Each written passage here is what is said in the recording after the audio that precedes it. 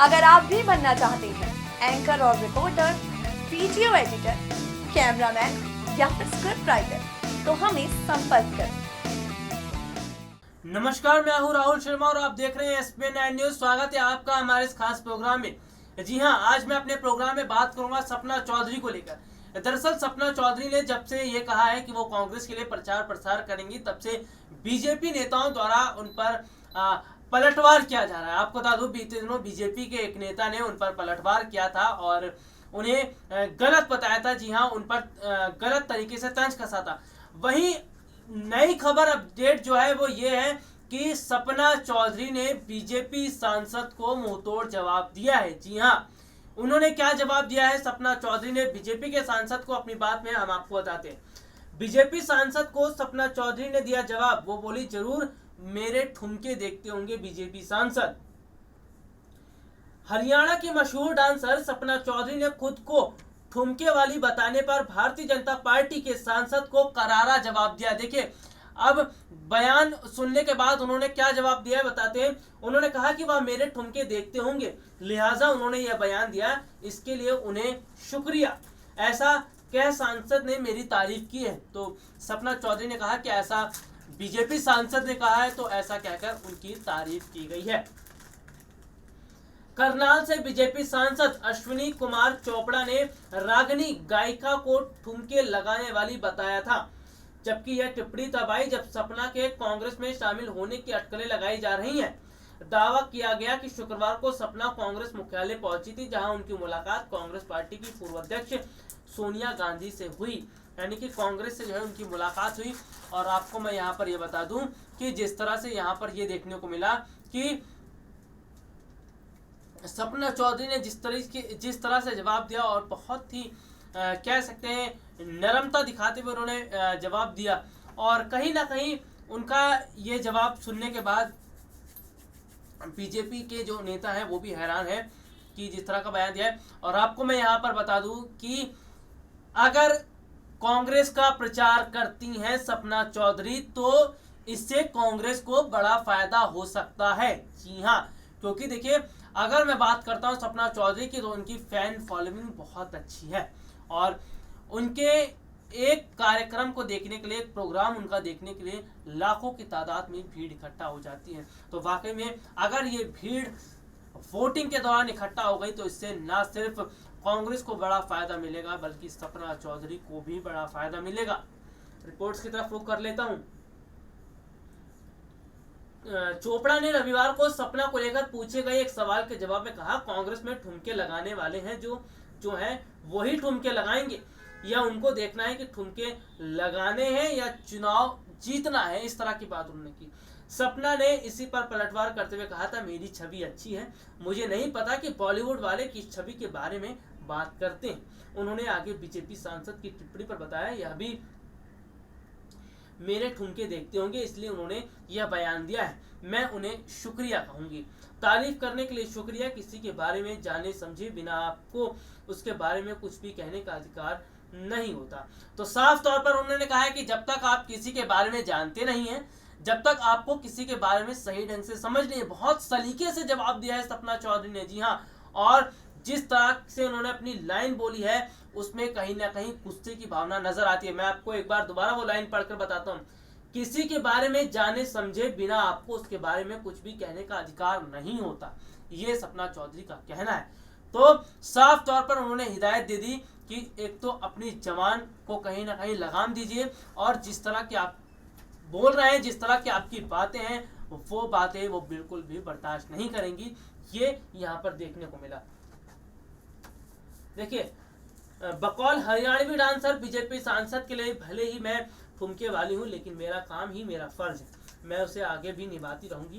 कांग्रेसियों ने मेरे सामने कुछ विकल्प रखे हैं, मुझे अच्छे लगे तो चुनूंगी, मगर फिलहाल कोई फैसला नहीं किया है। मुझे उन्होंने बुलाया था, लिहाजा मैं गई थी। ये यहाँ पर देखने को मिला। तो लोकसभा चुनाव की अगर मैं बात करता हूँ, अगर सपना चौधरी कांग्रेस के लिए प्रचार प्रसार करती हैं, तो क्या लोकसभा चुनाव में कांग्रेस को बड़ा फायदा मिलेगा?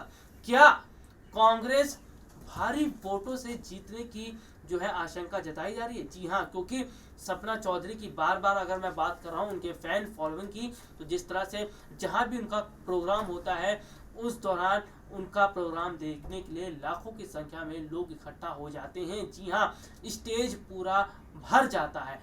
तो अगर यही लोग अगर कह सकते हैं कि कांग्रेस के लिए वोटिंग करते हैं तो ना सिर्फ कांग्रेस को बहुमत मिल सकता है, बल्कि कांग्रेस को बड़ा फायदा भी मिल सकता है। जी हाँ, और सबसे बड़ी बात तो देखिए ये है कि जिस तरह से वो प्रचार प्रसार करेंगे उनके प्रचार प्रसार से भी बहुत बड़ा असर देखने को मिलेगा, क्योंकि एक हरियाणा के डांसर हैं और उन सपना चौधरी की जिस तरह से एक अलग पहचान है और जिस तरह से लोग हर शख्स जो है उन्हें जानता है, तो कहीं ना कहीं इससे कांग्रेस को बड़ा फायदा मिल सकता है। लेकिन जिस तरह से उन्होंने बीजेपी सांसद को नसीहत दी है कि जब तक आप किसी के बारे में जानते नहीं हैं तब तक आपको बोलने का अधिकार नहीं है, यानी कि साफ तौर पर उनकी बातों में अंदर से गुस्सा जो है देखने को मिल रहा था। लेकिन देखिए सबसे बड़ी बात तो ये है कि लोकसभा चुनाव से एंड वक्त पहले सपना चौधरी का कांग्रेस में शामिल होने की जो अटकलें लगाई गई थी, जिस तरह से प्रसार किया गया है, तो ये चीज कहीं ना कहीं एक सोची समझी रणनीति के तहत देखी गई है। क्योंकि आपको मैं बता दूं कि बीते कुछ दिनों पहले जिस तरह से बीजेपी ने कार्ड खेला था, कुछ बॉलीवुड जो एक्ट्रेस हैं उनके पास मिलने गए थे। जी हाँ, कुछ बॉलीवुड की अभिनेत्रियां हैं, उनसे जो है अमित शाह ने मुलाकात भी की थी। तो कहीं ना कहीं कांग्रेस को भी लगा कि जिस तरह से वो उनसे मुलाकात कर रहे हैं तो कहीं ना कहीं उनके फैंस भी वही कहेंगे जो उनकी एक्ट्रेस कहेंगी।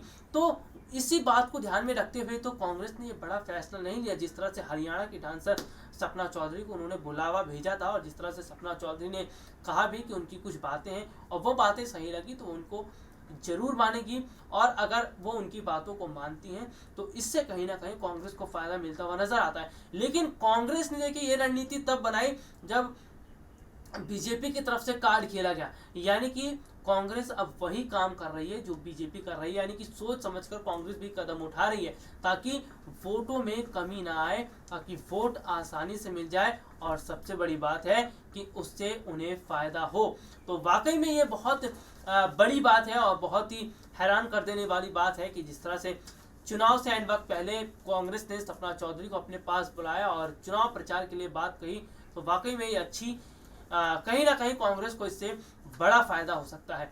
और देखिए अगर मैं बात कर ही रहा हूं लोकसभा चुनाव की, तो लोकसभा चुनाव में देखिए अब की बार का मुकाबला बहुत कड़ा देखने को मिल रहा है। जी हाँ, एक तरफ तमाम विपक्षी पार्टियां हैं तो दूसरी तरफ अगर मैं बात करता हूं पीएम मोदी हैं।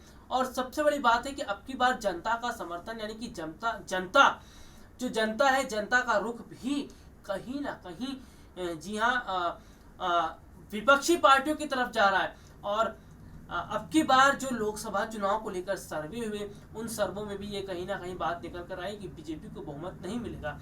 अगर देखिए बीजेपी को बहुमत नहीं मिलता है और विपक्षी पार्टियों को फायदा होता है तो वाकई में 2019 का चुनाव बहुत अलग होगा। लेकिन देखिए चुनाव से पहले जिस तरह से बीजेपी के दिग्गज नेताओं ने कमर कस ली, खुद पीएम मोदी ने भी कमर कस ली है और जिस तरह से अब वो वोटर्स को लुभाने में लगे हैं, जिस तरह से अपनी बात कह रहे हैं, जिस तरह से अगर हम बात करते हैं कि अमित शाह जो है बाकायदा चुनाव की रणनीति जान रहे हैं, क्या रणनीतियाँ बनाई जा रही है, हर जगह जो है वो जा रहे हैं, क्या लोकसभा चुनाव को लेकर वहाँ पर काम किया जा रहा है, क्या किस तरह की रणनीति बनाई जा रही है, तमाम तरह की देखिए बातें की जा रही हैं, तमाम तरह से बैठक की जा रही है ताकि चुनाव में कोई कोर कसर न रह जाए। बाकायदा जो है बड़े फैसले भी लिए जा रहे हैं जिस तरह से देखने को मिला था। लेकिन अगर अभी मैं बात करता हूं तो बहुत से ऐसे मुद्दे हैं जिन पर सरकार को काम करना है और बचे हुए वक्त में अगर सरकार उन मुद्दों पर काम करती है तो इससे न सिर्फ बीजेपी को बड़ा फायदा होगा बल्कि उनके वोट बैंक पर भी बहुत बड़ा असर पड़ेगा और वोट बैंक भी ज़्यादा होगा। दरअसल देखिए मैं उन मुद्दों को गिनवा देता हूँ। एक मुद्दा है बेरोजगारी का, एक मुद्दा है किसानों का और एक मुद्दा जो है वो ये है कि जिस तरह से व्यापारियों की परेशानी देखने को मिली है। तो बेरोजगारी का मुद्दा देखिए अभी भी है और अभी भी बहुत से सरकारी पद ऐसे खाली पड़े हैं जहां पर वैकेंसीज नहीं निकली हैं, यानी कि माफ कीजिएगा एसएससी और जो कंपटीशन लेवल के एग्ज़ाम की जो तैयारियां कर रहे हैं और जो बच्चे बैठे हैं कि कब उन सरकारी विभागों के फॉर्म निकलेंगे, तो उन विभागों के फॉर्म अभी नहीं निकले हैं। यानी कि जो बच्चे कड़ी दिन रात मेहनत कर रहे हैं और वो फॉर्म निकलने का इंतज़ार कर रहे हैं, तो वहाँ पर फॉर्म नहीं निकाला गया है। तो सरकार को इस देखना है कि आखिरकार और किन सरकारी संस्थानों पर फॉर्म नहीं निकाला गया है, वहाँ पर फॉर्म निकाला जाए, ताकि जो बच्चे आस लगाकर बैठे हैं उनकी आस पूरी हो सके और बच्चे फॉर्म भर सकें। अब मैं किसानों की बात कर लेता हूं, तो किसानों का भी बात रही है। किसान जिस तरह से परेशान है, उनको सही ढंग से उनकी फसल का मुआवजा नहीं मिल पा रहा है, तो उस पर सरकार को कदम उठाना चाहिए। व्यापार जिस तरह से ठप है और जिस तरह से कहीं ना कहीं पूरा बाजार में जो है मंदी छाई हुई है, ऐसा देखने को मिल रहा है, व्यापार ठप है, तो इस पर भी सरकार को कदम उठाना होगा। अगर इन मुद्दों पर सरकार कदम उठाती है तो जाहिर सी बात है कि लोकसभा चुनाव में मोदी सरकार को बहुत बड़ा फायदा मिलेगा और वो चुनाव जीत भी सकते हैं। तो बहरहाल देखते हैं कि आखिरकार सरकार क्या कदम उठाती है। तो आज के लिए इतना ही, अगली बार आपसे दोबारा मुलाकात होगी, तब तक के लिए इजाजत दीजिए, नमस्कार।